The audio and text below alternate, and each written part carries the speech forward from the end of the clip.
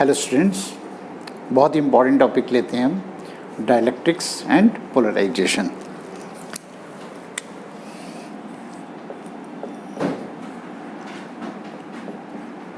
Dielectrics and polarisation.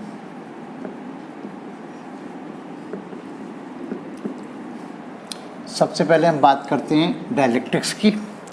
Dielectrics बेटा किसको बोलते हैं? डायलैक्ट्रिक्स यानी non conducting materials are called dielectrics. Non conducting materials are called dielectrics.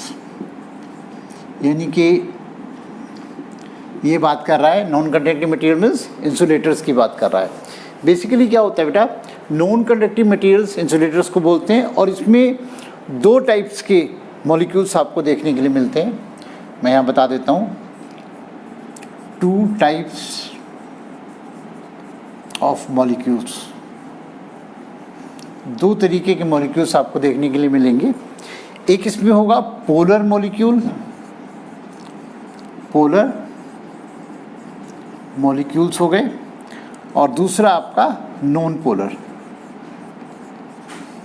Non polar molecules. Chemistry में भी आप लोग इसको पढ़ते हो।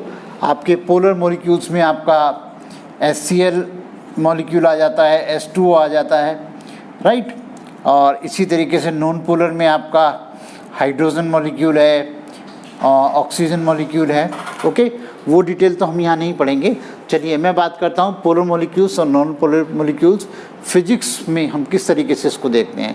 बेसिकली क्या होता है बेटा, आप लोगों ने पहले पढ़ा है इलेक्ट्रिक डाइपोल। याद कीजिए, इलेक्ट्रिक डाइपोल। इलेक्ट्रिक डाइपोल की तीन इंपॉर्टेंट बातें मैं आपको पहले याद दिला दूँ। इलेक्ट्रिक डाइपोल क्या होता था, right? When two equal and opposite charges are placed at a small distance, system is called electric dipole, right? एक आपका नेगेटिव, एक पॉजिटिव, बीच में डिस्टेंस मेंटेन होती थी, उसको हम बोलते थे इलेक्ट्रिक डाइपोल। कुछ इस तरीके से, राइट? ये आपका माइनस, ये आपका प्लस, और बीच में आपकी डिस्टेंस हम उसमें मानते थे 12। तो ये सिस्टम कहलाता था आपका electric dipole. Okay, total charge कितना है इस पर? 0 है ना, जितना माइनस है उतना ही प्लस है। उसके बाद बड़ी इंपॉर्टेंट टर्म होती थी डाइपोल मूवमेंट या डाइपोल स्ट्रेंथ भी जिसको हम बोलते थे। वो होता था P = Q × 2L, ठीक है बेटा। और ये एक वेक्टर क्वांटिटी होती है, ठीक है। और तीसरा इंपॉर्टेंट फैक्टर इसमें होता था कि अगर हम किसी डाइपोल को इलेक्ट्रिक फील्ड में रखें तो उस पर टॉर्क लगने लगता था, और वो उस पर टॉर्क जो है, जो इलेक्ट्रिक फील्ड की डायरेक्शन है, उसी डायरेक्शन में डाइपोल को ले आता था फाइनली। तो तीन इंपॉर्टेंट बातें मैंने आपको यहाँ रिमाइंड करा दी हैं। एक्चुअल में जो मॉलिक्यूल्स होते हैं वो डाइपोल की तरह बिहेव कर सकते हैं, नहीं भी कर सकते हैं, ठीक है ना। तो बेसिकली क्या है, जैसे मैं यहाँ लिख रहा हूँ नॉन पोलर मॉलिक्यूल्स, जो डाइपोल की तरह बिहेव नहीं करते उस टाइप के मॉलिक्यूल्स को बोलते हैं नॉन पोलर मॉलिक्यूल्स, और जो डाइपोल्स की तरह बिहेव करते हैं वो कहलाते हैं पोलर मॉलिक्यूल्स। तो इसमें जो HCl और H2 के जो मॉलिक्यूल्स हैं वो बिल्कुल डाइपोल की तरह बिहेव करते हैं, तभी उनको हम पोलर मॉलिक्यूल्स बोलते हैं। जबकि हाइड्रोजन और ऑक्सीजन का जो मॉलिक्यूल होता है वो डाइपोल की तरह बिहेव नहीं करता है। डाइपोल की तरह बिहेव करने का क्या मतलब है? देखिए, कोई भी मॉलिक्यूल है, मॉलिक्यूल पर टोटल चार्ज 0 होता है। बिल्कुल सही है, डाइपोल पर भी टोटल चार्ज मैंने भी आपको 0 बताया था। बेसिकली क्या होता है, जो हमारा मॉलिक्यूल होता है उसका सेंटर ऑफ नेगेटिव चार्ज और सेंटर ऑफ पॉजिटिव चार्ज अगर एक ही पॉइंट पर रखे हुए हैं, देखिएगा ध्यान से, सेंटर ऑफ नेगेटिव चार्ज और सेंटर ऑफ पॉजिटिव चार्ज अगर एक ही पॉइंट पर हैं, यानी उनके बीच में डिस्टेंस मेंटेन नहीं हो रही है, तो वो हुआ नॉन पोलर, ठीक है ना। और अगर इन दोनों के बीच में डिस्टेंस मेंटेन हो रही है, यानी ये आप पॉजिटिव ये नेगेटिव मान लीजिए, इन दोनों के बीच में अगर डिस्टेंस मेंटेन हो रही है तब तो ये डाइपोल की तरह बिहेव कर रहा है। लेकिन अगर ये एक ही पॉइंट पर है तो वो डाइपोल नहीं है। तो बेसिकली क्या है कि यहाँ पर जो पोलर मॉलिक्यूल्स है, पोलर मॉलिक्यूल में क्या हुआ, centre of negative charge coincides does not कंसाइड with centre of positive charge, यानी सेंटर ऑफ नेगेटिव चार्ज और सेंटर ऑफ पॉजिटिव चार्ज आपके अलग अलग हैं, राइट। यहाँ पे नेगेटिव हुआ, यहाँ पे पॉजिटिव हुआ, तो ये तो डाइपोल की तरह बिहेव कर रहा है, राइट, ठीक है ना। तो और यहाँ पर जो आपके पास जो पोलर मॉलिक्यूल है, ठीक है ना, ये वाला नॉन पोलर जो मॉलिक्यूल है उसमें एक ही पॉइंट पर पॉजिटिव होगा, उसी पॉइंट पर नेगेटिव होगा, यानी ये डाइपोल की तरह बिहेव नहीं करेगा। तो मैं समझता हूँ पोलर मॉलिक्यूल्स और नॉन पोलर मॉलिक्यूल्स की बात आपको क्लियर हो गई। इसको जो है अब आप देखिएगा, इसको आप ऐसे भी शो कर सकते हैं, चाहे एरो से शो कर दीजिए, चाहे ऐसे दिखा दीजिए, ये माइनस ये प्लस, तो इस तरीके से जो है ऐसे करके भी दिखा सकते हैं, राइट। तो पोलर मॉलिक्यूल्स का मतलब है फाइनली जो डाइपोल्स की तरह बिहेव करें, और नॉन पोलर मॉलिक्यूल्स का मतलब है जो डाइपोल की तरह बिहेव ना करें। और मेन रीज़न क्या चीज़ समझ में आई हमें? मेन रीज़न समझ में आया कि दोनों सेंटर्स के बीच में इसकी तरह की डिस्टेंस नहीं होता, यानी उनका जो 2L है बीच का डिस्टेंस है वो 0 हो गया। चलिए, तो अब आप ये देखिएगा कि अगर ये इलेक्ट्रिक फील्ड में नहीं रखे हैं, पहले मैं बात कर रहा हूँ कि डाइलेक्ट्रिक को हमने इलेक्ट्रिक फील्ड में नहीं रखा हुआ है, दूसरे केस में बताऊंगा कि इलेक्ट्रिक फील्ड में रखा है। तो अब जरा एक चीज़ देखिएगा, इसका जो P होगा, इस वाले नॉन पोलर मॉलिक्यूल का जो P होगा वो हमेशा 0 होगा, लेकिन इसका P जो है वो कभी भी 0 नहीं होगा। जरा इस बात को समझ लीजिए, जाहिर सी बात है जब ये डाइपोल है तो डाइपोल का कुछ ना कुछ डाइपोल स्ट्रेंथ होगी। तो बेसिकली क्या होता है, यहाँ पर आप देखिएगा कि जब हमने इसको फील्ड में रखते हैं, फील्ड में रखने पे क्या होगा कि यहाँ पर, या चलिए मैं पहले बात कर लेता हूँ कि अगर हमने फील्ड में नहीं रखा है, ठीक है ना, तो इसका अगर सारे मॉलिक्यूल्स जो भी डाइलेक्ट्रिक हमने लिया है, ठीक है ना, जो भी वॉल्यूम डाइलेक्ट्रिक का लिया है, तो उसमें जो टोटल डाइपोल मोमेंट होगा, टोटल P जो होगा वो हमेशा 0 होगा, और इसमें भी टोटल जो होगा वो हमेशा डाइपोल मोमेंट 0 होगा। अब आप ये सोच रहे होंगे कि इसमें तो समझ में आता है कि P 0 है तो टोटल भी 0 हो गया, लेकिन इसमें तो आप बता रहे हो कि डाइपोल 0 नहीं होता, तो ओवरऑल फिर 0 हो गया, कैसे हो गया? तो ओवरऑल 0 ऐसे हो गया बेटा, ये एक्चुअल में जो डाइपोल्स होते हैं कुछ इस डायरेक्शन में, कुछ इस डायरेक्शन में, कुछ इस डायरेक्शन में, कुछ इस डायरेक्शन में, कुछ इस डायरेक्शन में, कुछ इस डायरेक्शन में, ओवरऑल सिचुएशन क्या होती है? अगर आप यहाँ पे देखें, ओवरऑल सिचुएशन एक दूसरे के इफेक्ट को ख़त्म कर देते हैं, रेंडमली ओरिएंटेड होते हैं। मेनली बात ये है,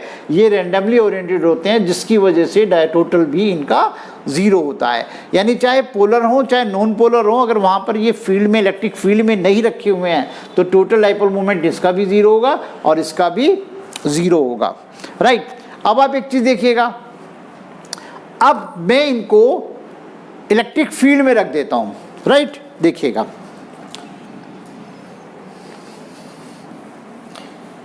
हमें ये बात अच्छे से समझ में आ गई कि पोलर मॉलिक्यूल्स कौन से होते हैं और नॉन पोलर मॉलिक्यूल्स हमारे कौन से होते हैं, ठीक है ना।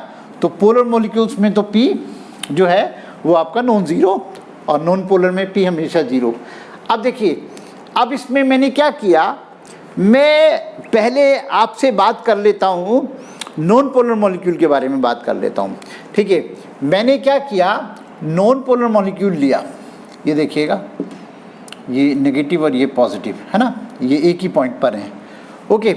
अब क्या हुआ, जैसे जनरली मैं आप लोगों से क्वेश्चन पूछता हूँ कि इलेक्ट्रिक फील्ड के अंदर किसी चार्ज Q को रखते हैं तो कितना फोर्स लगता है, ठीक है ना। जाहिर सी बात है Q इंटू फोर्स लगेगा इस डायरेक्शन में, ठीक है ना। फिर मैं आपसे एक क्वेश्चन पूछता हूँ, अगर चार्ज आपका -Q है, ठीक है, तब कितना फोर्स लगता है? तो आप बोलोगे कि सर तभी भी उतना ही लगेगा, लेकिन अपोजिट डायरेक्शन में लगेगा, राइट। पॉजिटिव चार्ज जो है वो फील्ड की डायरेक्शन में फोर्स लगता है, नेगेटिव चार्ज उसके अपोजिट लगता है। तो अब जरा देखिएगा, यहाँ पर इस नॉन पोलर मॉलिक्यूल को, यानी कि जिसके सेंटर्स, नेगेटिव चार्ज का सेंटर, पॉजिटिव चार्ज का सेंटर एक ही पॉइंट है, तो वहाँ मैंने इसको इलेक्ट्रिक फील्ड में प्लेस कर दिया, प्लेस्ड इन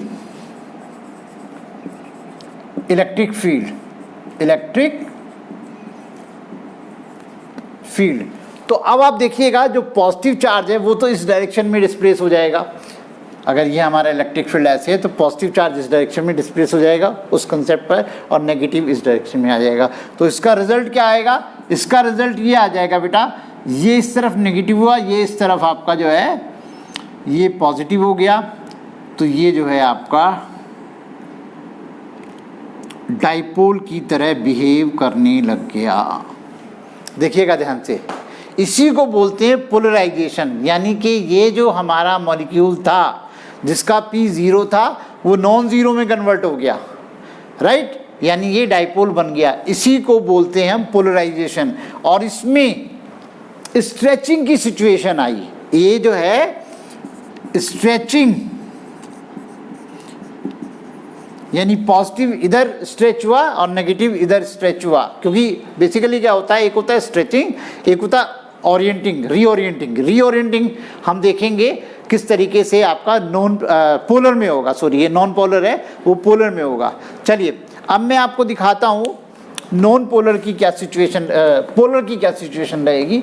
देखिएगा, ये मैंने बात की थी नॉन पोलर की, नॉन पोलर की बात की मैंने, ठीक है। अब मैं इधर आपको पोलर मॉलिक्यूल के बारे में बताता हूँ, पोलर मॉलिक्यूल के बारे में बताता हूँ। तो इसमें देखिएगा, इसमें क्या था, मैंने ये बताया कि जब वो फील्ड में नहीं रखा हुआ है तो टोटल जो P है वो 0 है, ठीक है। क्यों 0 है ये मैंने क्लियर कर दिया कि सभी की डायरेक्शन जो है वो रैंडमली ओरिएंटेड है, ठीक है ना। तो जिस वजह से हमारे पास ओवरऑल जो सिचुएशन है वो 0 हो गई, ठीक है ना। और जब हमने इसको, मान लीजिए ये इलेक्ट्रिक फील्ड है, इसको इलेक्ट्रिक फील्ड में रख दिया हमने, ठीक है ना। जब हमने इसको इलेक्ट्रिक फील्ड में रखा तो ये सारे के सारे डाइपोल जो है कोशिश करेंगे इलेक्ट्रिक फील्ड की डायरेक्शन में अलाइन होने की। तो हालांकि पूरी तरह से अलाइन नहीं हो पाएंगे, लेकिन हम एक बात कर रहे हैं, एक जस्ट आइडिया ले रहे हैं। तो इसमें जितने भी आपके डाइपोल होंगे मैं दिखा देता हूँ, ये आपका ये इस तरीके से जो है ये डाइपोल अप्रॉक्सीमेट हमारे ये वाले डाइपोल जो हैं, यानी कि हम एरो से भी इसको दिखा सकते हैं इस तरीके से, ठीक है ना। ये डाइपोल हमारे फील्ड की डायरेक्शन में, यानी कि हम एरो से भी दिखा सकते हैं कि इस तरीके से फील्ड की डायरेक्शन में ये आपके अलाइन हो जाएंगे, ठीक है। तो यहाँ पे बेसिकली क्या होता है, ये स्ट्रेचिंग की सिचुएशन है, ये यहाँ पे हमारी रीओरिएंटिंग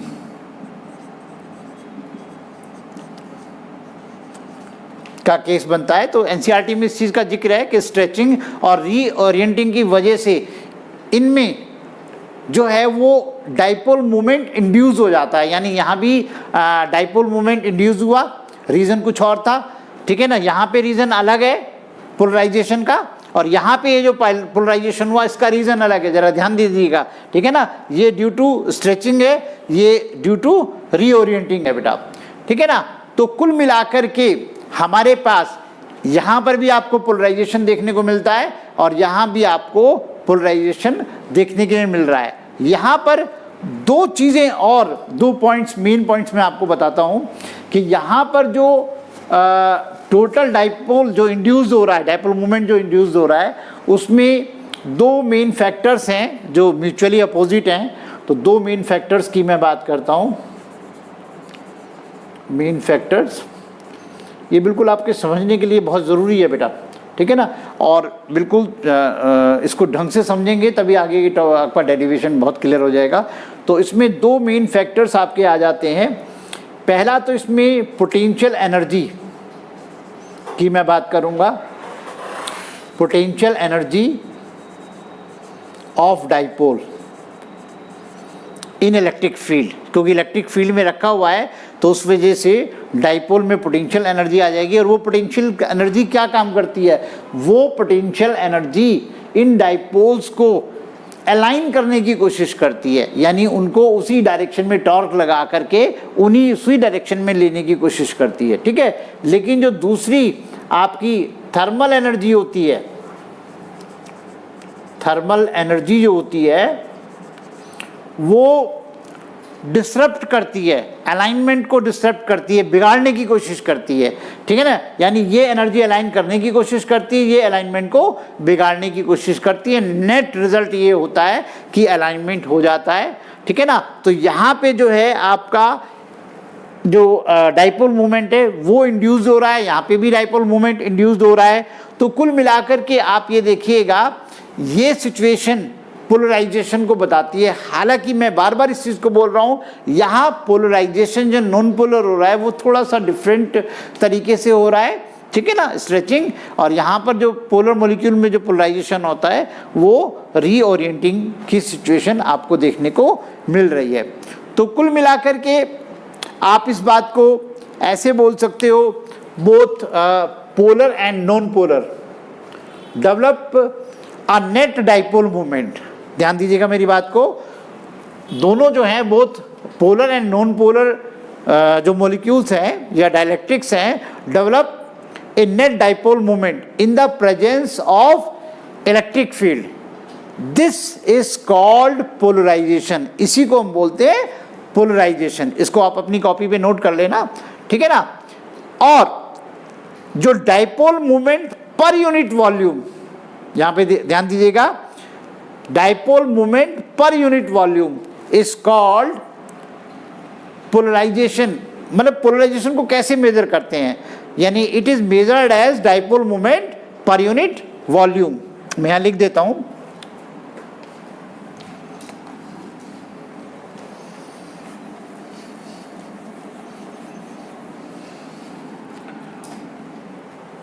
देखिए, both polar and non polar molecule dielectrics, polar and non polar dielectrics develop net dipole movement, net dipole movement in the presence of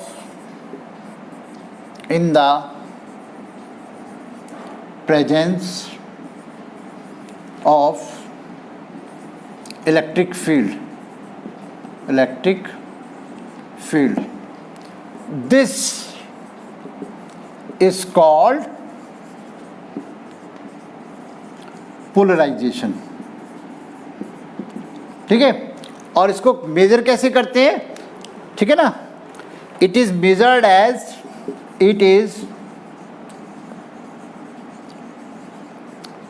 as dipole moment per unit volume, dipole moment per unit volume. इसको vector P से हम लोग denote करते हैं, ठीक है ना। Dipole moment per unit volume को वेक्टर क्वांटिटी वेक्टर पी से डिनोट करते हैं। और इसकी मैग्नीट्यूड को हम बोलते हैं polarisation density. Magnitude is called polarisation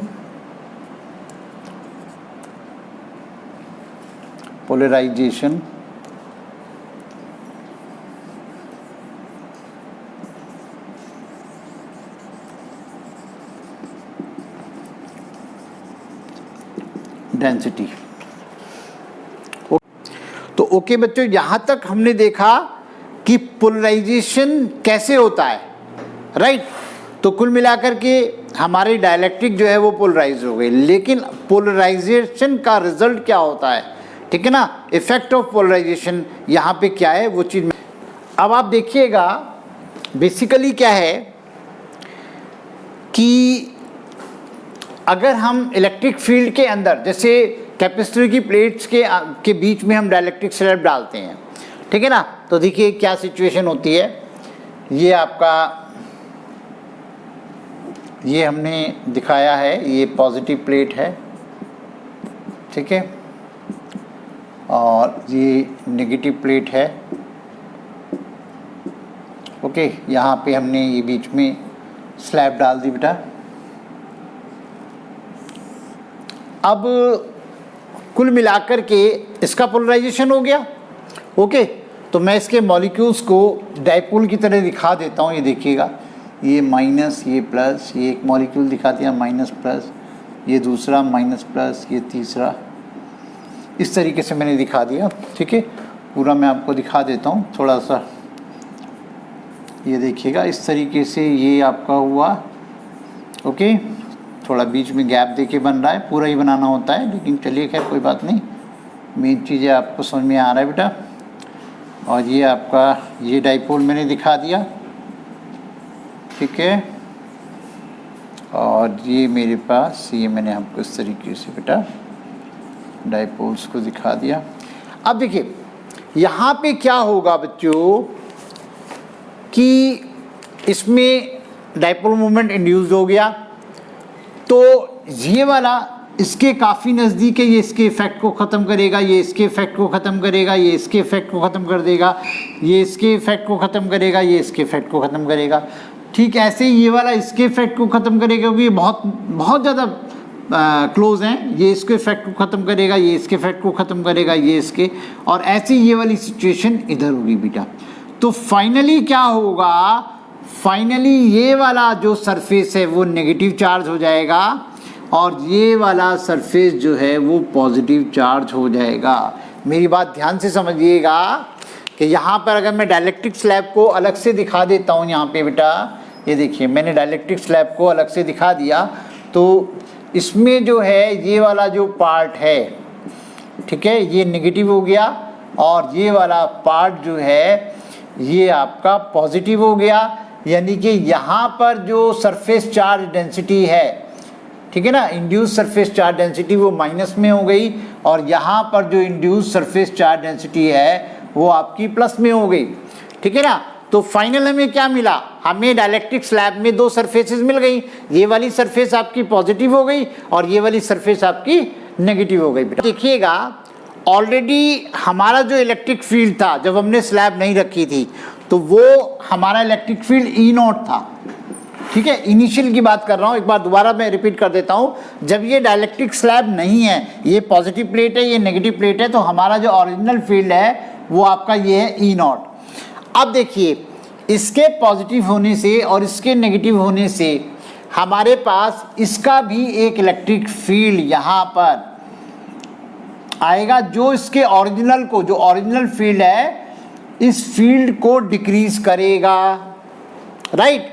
तो फाइनली जो हमारा फील्ड होगा वो फील्ड पहले के कंपैरिजन में E0 अपॉन के टाइम्स रह जाएगा। यहाँ मैं दिखा देता हूँ, चलिए ये आपका ई डैश ये बना के दिखा देता हूँ। मतलब एक तरीके से आप ये मान लीजिए E0 में से EP गया तो आपका E डैश बचता है, यहाँ लिख देता हूँ मैं E डैश, जो final net electric field inside the dielectric slab हमारा रह जाता है वो वैसे होगा E0 माइनस EP, राइट, जो कि हमें मिलेगा E0 अपॉन K से, ओके। तो बेसिकली क्या होता है, अगर यही चीज़ हमारी डाइलेक्ट्रिक स्लैब के बजाय, ये डाइलेक्ट्रिक स्लैब के बजाय हमारी मेटल स्लैब होती, ठीक है ना, अगर हमारी ये मेटल स्लैब होती, चलिए मैं यहाँ दिखा देता हूँ, ये आपकी मेटल स्लैब है, तो अगर हमारी ये मेटल स्लैब होती तो इसमें जो ई डैश होता वो ज़ीरो हो जाता। क्यों? क्योंकि जितना ये आपका E0 है उतना ही आपका ये EP होता। अब आप सोच रहे हैं क्यों होता, क्योंकि बेसिकली क्या होता है कि इसमें ये नेगेटिव जो चार्ज है ये वाला, राइट, और ये पॉजिटिव चार्ज, यानी जितना ये पॉजिटिव चार्ज है उतना ही इधर नेगेटिव चार्ज होता, और जितना ये नेगेटिव चार्ज है उतना ही ये पॉजिटिव चार्ज बचता, ठीक है ना। तो इसका फील्ड और इसका फील्ड बराबर होते, तो ये आपका जो है ई डैश जो है फाइनली ज़ीरो होता। भाई बेसिक बात हो जाती है, डाइलेक्ट्रिक में चार्जेस फ्री नहीं होते, लेकिन कंडक्टर के अंदर यानी मेटल स्लैब के अंदर चार्जेस फ्री होते हैं, तो वो उस इलेक्ट्रिक फील्ड की वजह से वो चार्जेस मूव करना शुरू कर देंगे, और मूव करते करते जैसे इधर ये नेगेटिव चार्ज इकट्ठा हो जाएगा, इस तरफ पॉजिटिव चार्ज इकट्ठा हो जाएगा, तब तक मूव करते रहेंगे जब तक ये वाला फील्ड इस फील्ड के बराबर ना हो जाए, और जब नेट फाइनली ज़ीरो हो गया तो वो स्टैटिक पोजीशन में आ जाएंगे। लेकिन यहाँ पर ये पॉसिबल नहीं होता, पूरी तरीके से ज़ीरो नहीं होता, ई डैश अपॉन के हो जाता है। तो बेसिकली हम ये क्यों पढ़ रहे हैं, सारी बात ये आ जाती है। एक्चुअल में क्या है बेटा कि जो हमारा, जब हमारा इलेक्ट्रिक फील्ड डिक्रीज होता है, यानी क्या हुआ कि कैपेसिटर प्लेट्स के बीच में जब हमने डाइलेक्ट्रिक स्लैब डाल दी, डाइलेक्ट्रिक स्लैब डालने से क्या हुआ, इलेक्ट्रिक फील्ड डिक्रीज हुआ, और इलेक्ट्रिक फील्ड का रिलेशन सीधे सीधे पोटेंशियल डिफरेंस के साथ है, यानी potential difference between the plates. तो अगर हमारा इलेक्ट्रिक फील्ड डिक्रीज होता है तो हमारा पोटेंशियल डिफरेंस डिक्रीज होता है। अगर इन दोनों की प्लेट्स का पोटेंशियल डिफरेंस डिक्रीज होगा तो C = Q/V में अगर V की वैल्यू कम होगी तो C की वैल्यू हमारी इंक्रीज होगी। चलिए तो हम आगे वाले टॉपिक में पढ़ेंगे, यहाँ तक हम इतने रखेंगे बच्चों। ओके, दैट्स ऑल बच्चों।